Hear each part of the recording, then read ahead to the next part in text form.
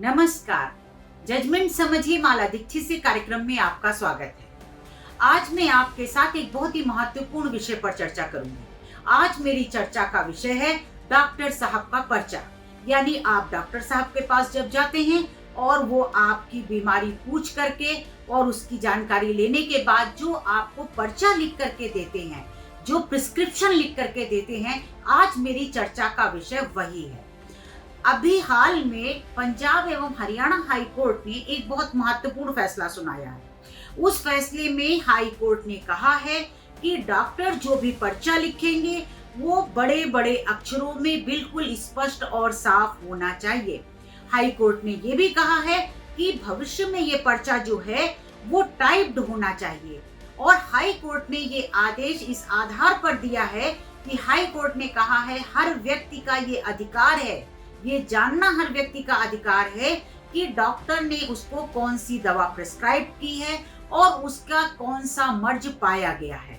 और ये अधिकार जो है ये व्यक्ति का राइट टू लाइफ जो है, जीवन का अधिकार है, संविधान के अनुच्छेद 21 में मिला हुआ है। उसके तहत ही ये अधिकार आता है जिसमें डॉक्टर जो आपको पर्चा देते हैं उसमें जो आपको मेडिसिन प्रिस्क्राइब की गई है और जो आपकी बीमारी पाई गई है, जिस बीमारी के लिए वो दवाई दी गई है, उसका साफ साफ अक्षरों में लिखी होगी, तो ही आप जान पाएंगे कि आपको क्या दवाई दी गई है। ये भी बात आई उठ करके कि कई बार जैसे अभी भी हम देखते हैं, जाते हैं, तो कई बार मजाक में भी लोग कहते हैं कि डॉक्टर का पर्चा तो सिर्फ केमिस्ट पढ़ पाता है, क्योंकि उसकी लेखनी बहुत बार ऐसी होती है जो आम जनता की समझ में नहीं आती है। जो राइटिंग होती है वो बहुत स्पष्ट नहीं होती है। और केमिस्ट के पास जाते तो केमिस्ट, ये बात बिल्कुल सही है कि केमिस्ट पर्चा पढ़ करके और दवाइयाँ देते हैं, और जहाँ तक है वो दवाइयाँ सही देते हैं। हम ऐसा नहीं कह रहे कि केमिस्ट पर्चा पढ़ने में कोई भूल करते हैं, लेकिन हाई कोर्ट का मानना है कि पर्चा इतना स्पष्ट होना चाहिए ताकि कोई भी व्यक्ति जो मरीज है वो खुद भी उसको पढ़ के ये जान पाए कि उसको क्या बीमारी पाई गई है और उसके लिए क्या दवाएं प्रिस्क्राइब की गई हैं। हाई कोर्ट ने एक चीज और बहुत महत्वपूर्ण अपने आदेश में कही है। हाई कोर्ट ने ये कहा है कि ये बात कि डॉक्टर पर्चा कैसे लिखेंगे, ये चीज जब मेडिकल स्टूडेंट पढ़ाई करते हैं उसी पाठ्यक्रम में ये शामिल किया जाना चाहिए कि दवा का पर्चा जो है, मरीज को जो दवा पर्चा लिखा जाएगा वो कैसे लिखा जाएगा। यानी ये पाठ्यक्रम का हिस्सा बना दिया जाए। ये ट्रेनिंग उसी समय डॉक्टर की हो जाए जब वो डॉक्टरी पढ़ रहे होते हैं, यानी मेडिकल की पढ़ाई कर रहे होते हैं। तो ये बात भी हाई कोर्ट ने कही है। और हाई कोर्ट ने जो आदेश दिया है वो ये है कि डॉक्टर स्पष्ट भाषा में, स्पष्ट शब्दों में, बड़े बड़े अक्षरों में जो पर्चा है वो लिखेंगे और ये पर्चा भविष्य में टाइप्ड होगा। और जब तक टाइपिंग वाला पर्चा शुरू नहीं होता है तब तक वो स्पष्ट और बड़े बड़े अक्षरों में पर्चा लिखा जाएगा। ये आदेश जो पंजाब एवं हरियाणा हाई कोर्ट ने दिया है वो आदेश हरियाणा में लागू हो गया है, पंजाब में लागू हो गया है और केंद्र शासित प्रदेश चंडीगढ़ में लागू हो गया है। 3 जगह ये आदेश इसलिए लागू हुआ है क्योंकि मैं आपको बता दूं कि पंजाब एवं हरियाणा हाई कोर्ट का क्षेत्राधिकार इन 3 जगहों पर है।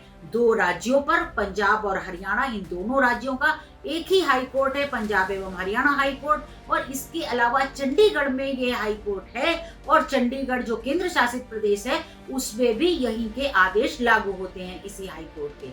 हालांकि ये भी मैं आपको बता दूं कि ये कोई पहला मौका नहीं है जबकि हाई कोर्ट ने डॉक्टर साहब के पर्चे पे संज्ञान लिया हो।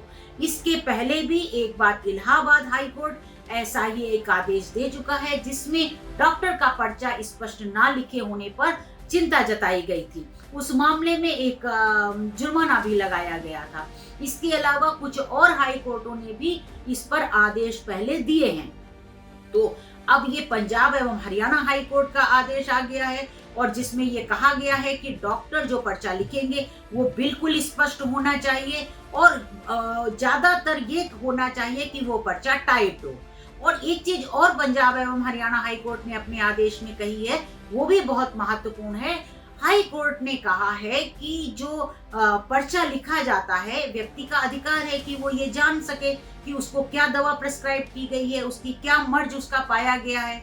और आजकल तकनीकी बढ़ गई है, सब लोग ऑनलाइन भी सर्च कर सकते हैं, देख सकते हैं, तो वो मरीज भी अपनी बीमारी और अपनी दवा के बारे में चाहे तो सर्च कर सकता है। हालांकि हाईकोर्ट ने स्पष्ट किया है कि डॉक्टर एक विशेषज्ञ होता है, उसकी एक अपनी दक्षता होती है, तो जो ऑनलाइन सर्च करके मरीज देखे या जाने वो उसकी जगह सब्स्टिट्यूट नहीं हो सकता, यानी वो कोई विकल्प नहीं है, वो अपनी जिज्ञासा के लिए देख सकता है।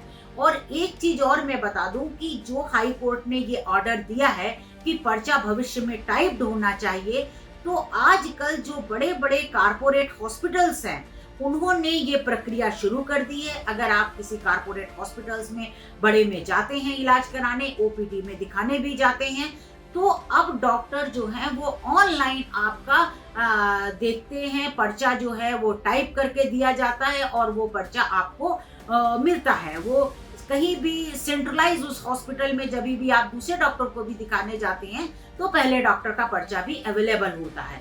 तो ये चीज जो कही गई है, पंजाब एवं हरियाणा हाई कोर्ट ने अपने आदेश में कही है, वो चीज कई जगह कारपोरेट हॉस्पिटल्स में लागू हो चुकी है और उसका पालन किया जा रहा है।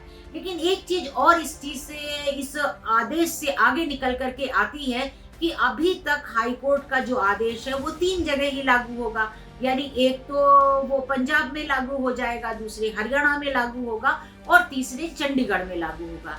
लेकिन इस मुद्दे को, ये मुद्दा बहुत महत्वपूर्ण है, इसको अब केंद्र सरकार को इस पर संज्ञान लेना चाहिए और केंद्र सरकार को चाहिए कि वो इस बारे में कोई सर्कुलर, कोई आदेश जारी करे, क्योंकि जब केंद्र सरकार कोई सर्कुलर या आदेश जारी करेगी तो वो पूरे देश पर समान रूप से लागू होगा। और जो सुविधा की बात पंजाब एवं हरियाणा हाई कोर्ट ने कही है, जो उसके क्षेत्राधिकार के लोगों को मिलेगी वो पूरे देश के लोगों को मिल सकती है।